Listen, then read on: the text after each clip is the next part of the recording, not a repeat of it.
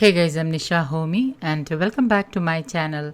Today I'm introducing you to black rice, also known as forbidden rice. Black rice is an ancient variety of rice which has been growing in India for centuries.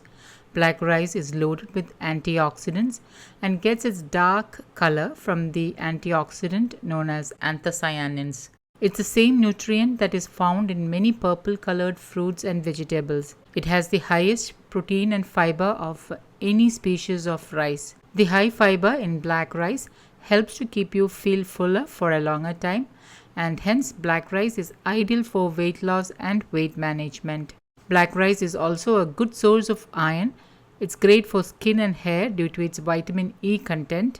The high fiber does not spike blood sugar levels, so it's a great option for those with health issues like diabetes. Whole grains like black rice is also beneficial for those with thyroid and PCOD. In olden days, black rice was also known as forbidden rice or emperor's rice, as only the royals were served this ancient grain. So let's get started. Now, generally soaked black rice is cooked in a 1:2 ratio, but since I'm cooking only a small amount, the ratio is 1:4. That is, for 1/4 cup of black rice, I'm using 1 cup of water. Black rice does take a longer time to cook than other rice, and especially when it is being cooked in smaller quantities, it takes a little more time and extra water. It's ideal to soak the black rice for 20 to 30 minutes as it takes longer time to cook than refined rice.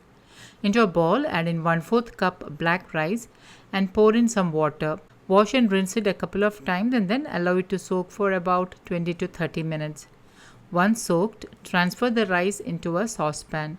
Add in 1 cup of water, pink Himalayan salt as needed, and cook on high flame. Once the water boils, cover and reduce the flame to the lowest and let it cook on low flame for 20 minutes. After 20 minutes, open the lid and you can see that the black rice is nicely cooked. Turn off the flame and let it sit covered until it is being served. Serve the rice to a plate and I'm garnishing it with some freshly grated coconut. You can enjoy this rice in salads or with any side dish of your choice. So guys, do try this recipe and let me know how it turned out. Don't forget to like, comment and share this video with family and friends. Thank you for watching and until next time, take care. Bye-bye.